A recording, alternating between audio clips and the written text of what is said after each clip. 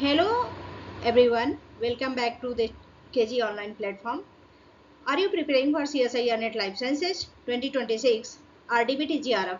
So, and looking for the smartest way to boost your score in bioinformatics or CSIR Net Life Sciences, then you are in the right place. In this video, we are going to solve last 5 year most important bioinformatics previous year questions. The questions that have been repeated. The concept examiner love to test and trick that can help you score maximum mark.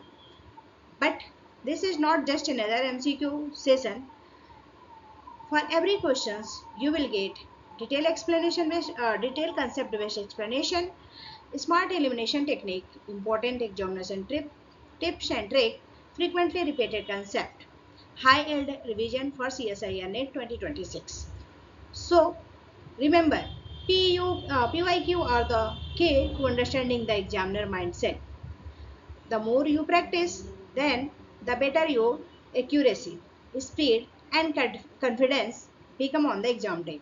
So here your challenge is pause the video before each question and attempt it on your own way and see how many you can answer correctly before I reveal the solution. Let's make this is an interactive learning session. If you are determining to correct the CSIR Net Life Sciences RDBT GRF 2026, so don't forget to like, share and subscribe. Are you ready to master bioinformatics and move one step to closer your GRF dream? So let's begin the bioinformatics last 5 floor PYQ Maharathan. So without wasting time, आज का हम session start करते हैं. Let's start. Now your first question is, which algorithm is primarily used by BLAST to identify the similar sequences? And one more thing, ये आपका bio informatics से question है और आपको पता है कि जो सिलेबस है C S I R NET 20 C S I R NET life sciences 2026, तो इसका डीबीटी और C S I R NET का जो सिलेबस है दोनों मर्ज कर दिया गया है. So bioinformatics this is new lesson for you, तो मे भी आपको ज़्यादा चांसेस मिले इससे क्वेश्चन सॉल्व करने के लिए. So which algorithm is primarily used by BLAST to identify the similar sequences? Needham Wunsch, Smith and Waterman, heuristic algorithm, dynamic programming. So correct answer जो है आपका ऑप्शन सी है, that is the heuristic algorithm.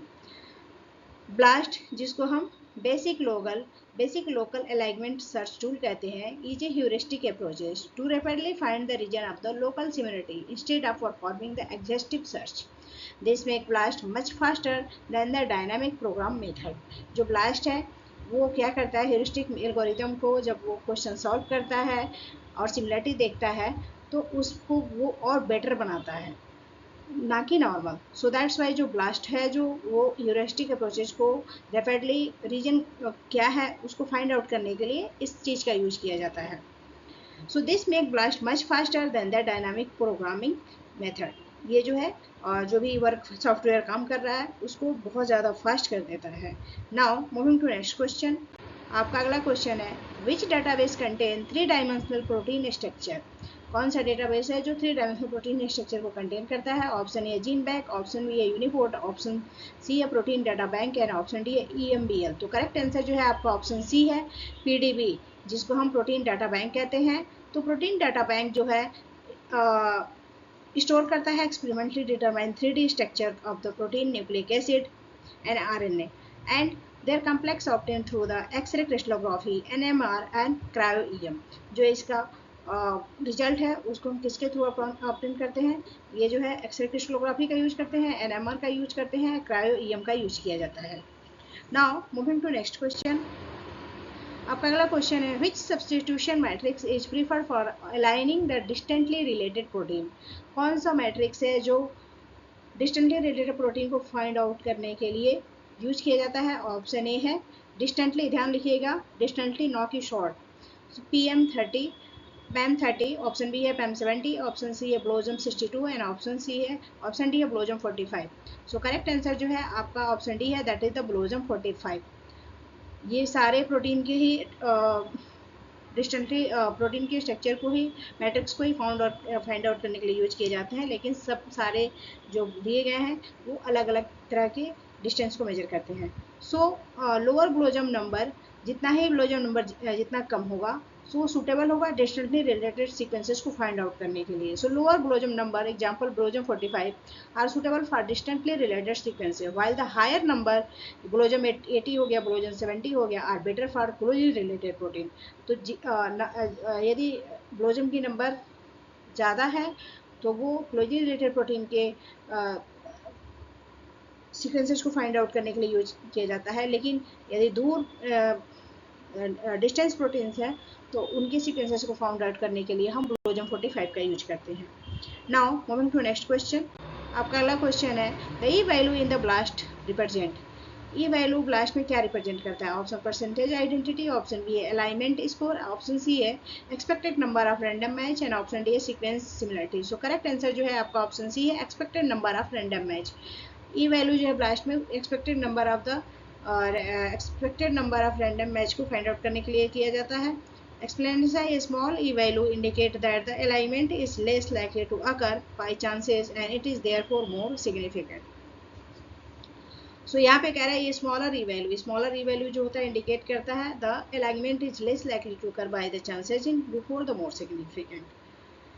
So expected number को find out करने के लिए हम blast में ई वैल्यू वही रिप्रेजेंट करता है। Now moving to next question. आपका अगला क्वेश्चन है, which alignment algorithm granted the optimal global alignment? Option A blast, option B FASTA, option C Smith-Waterman, और ऑप्शन डी है Needleman-Wunsch। सो करेक्ट आंसर जो है आपका ऑप्शन डी है Needleman-Wunsch। Needleman-Wunsch यूज जो होता है डायनामिक प्रोग्रामिंग के लिए यूज किया जाता है, जिससे ऑप्टिमल ग्लोबल अलाइनमेंट को टू सीक्वेंसेस के बीच जो ऑप्टिमल ग्लोबल अलाइनमेंट है उसको फाइंड आउट करने के लिए किया जाता है। Now moving to next question.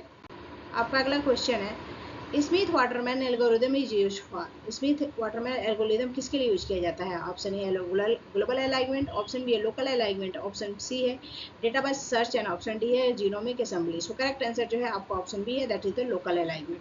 Smith Waterman algorithm का यूज होता है लोकल अलाइनमेंट के फॉर्म में किया जाता है। Smith Waterman identify the best match local region between the two sequences के बीच में बेस्ट मैच को फाइंड आउट करने के लिए किया जाता है। Now moving to next question। आपका अगला क्वेश्चन है, which database is consider the primary nucleotide sequences। कौन सा डाटाबेस जो है प्राइमरी न्यूक्लियोटाइड सीक्वेंस डाटाबेस है? ऑप्शन ए है पीडीबी, ऑप्शन बी है gene bank, option B C है Swiss Prot, and option D है केईजीजी। सो करेक्ट आंसर जो है आपका ऑप्शन बी है, that is the GenBank. GenBank जो होता है वो न्यूक्लियोटाइड सीक्वेंस जो फाइंड आउट करने के लिए किया जाता है। GenBank is one of the largest public repository of nucleotide sequences maintain by the NCBI के द्वारा इसको मेंटेन किया जाता है जीन बैंक को। Now moving to next question. आपका अगला क्वेश्चन है, FASTA differ from the ब्लास्टा।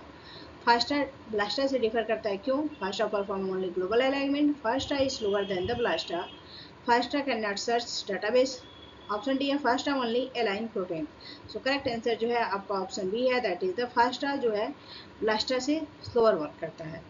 Both perform database से, दोनों ही डाटाबेस के लिए यूज किया जाता है, लेकिन जो फास्टा है वो थोड़ा सा स्लो होता है as compare to the BLAST. So, but Blasta use more efficiently heuristic, making it faster. Now, moving to next question. आपका अगला क्वेश्चन है, which database provide manually created protein sequences। कौन सा database जो है वो manually created protein sequences को find out करने के लिए किया जाता है? ऑप्शन ए है जीन बैंक, ऑप्शन बी है यूनिपोर्ट केबी या स्विचपोर्ट, ऑप्शन सी है EMBL, एंड ऑप्शन डी है DDBG। सो करेक्ट आंसर जो है आपका ऑप्शन बी है यूनिपोर्ट केबी और स्विचपोर्ट। Which database provide manually coded protein sequences? Correct answer जो है आपका ऑप्शन बी है। Swissport entire are the manually reviewed, providing the high quality protein announcement. Now moving to next question। आपका अगला question है, in phylogenetic tree construction UPGA में assume। Phylogenetic tree construction में UPGA का क्या काम है? ऑप्शन ए है variable evolutionary rate, option B है constant evolutionary rate, option C है no mutation and option D है random evolution. So correct answer जो है आपका ऑप्शन बी है constant evolutionary rate. Constant evolutionary rate के लिए हम यूपीजीएमए का यूज करते हैं। यूपीजीएमए assume the molecular clock hypothesis meaning all the lineage evolved at the same rate। इसका मतलब होता है कि जो lineage होते हैं वो सेम रेट पे होते हैं, मॉलिक्यूलर क्लॉक हाइपोथेसिस के फॉर्म में वर्क करता है। Now moving to next question. आपका अगला क्वेश्चन है which format is commonly use for storing the biological sequences. कौन सा फॉर्मेट जो है वो बायोलॉजिकल सीक्वेंसेस को स्टोर करने के लिए यूज किया जाता है। ऑप्शन पीडीएफ, ऑप्शन बी है फास्टा, ऑप्शन सी है डॉक एंड ऑप्शन डी है एचटीएमएल। सो करेक्ट आंसर जो है आपका ऑप्शन बी है। फास्टा जो है स्टोर बायोलॉजिकल सीक्वेंसेस को स्टोर करने के लिए यूज किया जाता है। Option so FASTA is the most widely used text for the DNA, RNA and protein sequences. Now moving to next question. Which scoring matrix is most commonly used in the blaster? कौन सा matrix है जो blaster में use किया जाता है। Option A PAM 250, option B है PAM 30, option C है ब्लोजम 62 एंड ऑप्शन डी है ब्लोजम 90। सो करेक्ट आंसर जो है आपका ब्लोजम 62 का यूज होता है वो यूज किया जाता है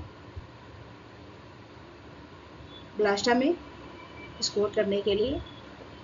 So Blosm 62 provide a good balance for detecting the homologous protein sequences। homologous protein sequences को फाइंड आउट करने के लिए Blosm 62 का यूज किया जाता है and it is then default matrix in the blaster P।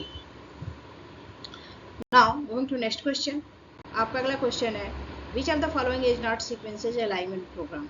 कौन सा जो है सीक्वेंसेस अलाइनमेंट प्रोग्राम नहीं है। ऑप्शन ए है ब्लास्टा, ऑप्शन बी है फास्टा, ऑप्शन सी है क्रिस्टल ओमेगा, ऑप्शन डी है पाइमोल। सो करेक्ट आंसर जो है आपका ऑप्शन डी है, that is the PyMOL. PyMOL जो है वो अलाइनमेंट सीक्वेंसेस प्रोग्राम नहीं है। PyMOL is a molecular visualization software not sequences alignment tool. ये जो है पाइमोल जो है मॉलिक्यूलर विजुअलाइजेशन सॉफ्टवेयर है, ना कि tool. Now moving to next question. आपका अगला क्वेश्चन है which multiple sequences alignment program is widely used. कौन सा मल्टीपल सीक्वेंसेज अलाइनमेंट प्रोग्राम जो है बहुत लार्ज स्केल पर यूज किया जाता है। ऑप्शन ए है ब्लास्टर, ऑप्शन बी है क्रिस्टल ओमेगा, ऑप्शन सी है पीडीएफ, ऑप्शन डी है प्राइमर 3। सो करेक्ट आंसर जो है आपका ऑप्शन बी है क्रिस्टल ओमेगा। क्रिस्टल ओमेगा का यूज होता है वो मल्टीपल सीक्वेंसेज अलाइनमेंट के लिए यूज किया जाता है। Clustal omega is a design for the accurate and scalable multiple sequences alignment. Now moving to next question। आपका अगला क्वेश्चन है which bioinformatics resources provide information about the metabolic pathway। कौन सा bioinformatics resources जो है metabolic pathway का information provide करता है। ऑप्शन ए है PDB, ऑप्शन बी है KEG, ऑप्शन बी है UniProt एंड ऑप्शन डी है GenPal। सो करेक्ट आंसर जो है आपका ऑप्शन बी है KEGG जो है वो प्रोवाइड करता है मेटाबॉलिक पाथवे के बारे में। So Kyoto encyclopedia of gene and genome, इसका जो फुल फॉर्म है KEGG का Kyoto encyclopedia of gene and genome integrate genomic chemical and pathway information to study the biological system. Biological system की study के लिए हम KEGG का use करते हैं। Now moving to next question. तो आज हमने कुछ बहुत ही इंपॉर्टेंट क्वेश्चन सीरीज देखे जो आपके बायोइन्फॉर्मेटिक्स से थे और हमने कोशिश की पूरे तरीके से कि वीडियो को बहुत अच्छे से जो भी आपके आंसर्स थे मैं उसको एक्सप्लेन कर पाऊँ। सो यदि सेशन अच्छी लगे तो लाइक कीजिए, शेयर कीजिए, सब्सक्राइब कीजिए और कमेंट कीजिए। देन आपको यदि PDF वगैरह की ज़रूरत है तो आप मुझे कमेंट कर सकते हैं और उसके लिए आपको मेरा टेलीग्राम चैनल ज्वाइन करना होगा। एंड और भी किसी लेसन पे आप चाहते हैं कि मैं MCQ सीरीज लेके आऊँ तो भी आप मुझे कमेंट कर सकते हैं। So learn from the past to live in the present so you can see your future. Thank you everyone. Have a good day. Take care.